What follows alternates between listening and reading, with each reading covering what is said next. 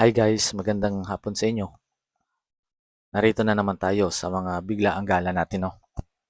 Ako nga pala si Chakalikot Vlogs. For today's video, may ikukwento akong isang personal na karanasan na sobrang refreshing at unforgettable. Ang paglangoy namin sa isang bukal na ilog. Tara, samahan nyo kami. Biglaan lang naman ang aming naging lakad ngayon. Simpleng banding kasama ang family side ng aking asawa. Kasama din ang aming anak, syempre. Pero napadpad kami sa isang tagong paliguan dito lang, malapit sa bahay namin, sa Baras. So 30 minutes ang biyahe, swimming pool siya na may malamig at malinaw na tubig. At ang sabing mga taga doon, ito raw ay bukal or natural spring water galing mismo sa ilalim ng lupa. Medyo mahirap nga lang ang daan, ano? Kasi malubak to. So hindi pa nila naayos tong daanan. Medyo hirap ang sasakyan pagdaan dito. Malubak kasi siya. So mahirap dito pag dumaan ka dito ng maulan, ay siguradong madulas, maputik to dito. So kahit papano naman, kinaya naman ng aming sasakyan. No? So dito nga may mga batang bumabati sa atin. Hi daw sa vlog. So yun, nandito na. Nahanap na namin yung lugar. So inaantay lang natin yung mga kasama natin. Waiting lang. So may mga inaantay tayo. So ayun naman na sila.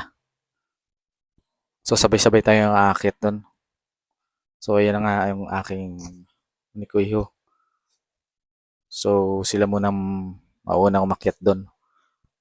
May inantay lang kasi kami. Ayan na pala. So waiting lang.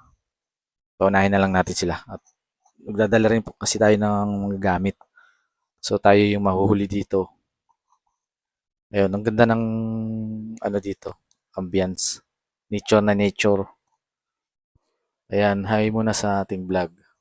So yun na nga. Makita na ako. Nauna na ako sa kanila.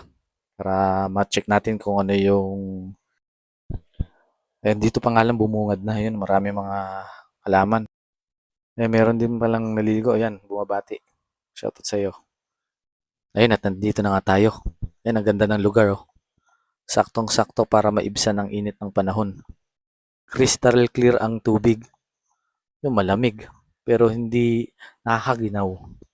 Yan ang saya. Ang paligid, puro puno at bato. Nature talaga, oh. Ayun guys, napag-alaman pala namin sa mga locals na ang tubig pala dito galing sa bundok.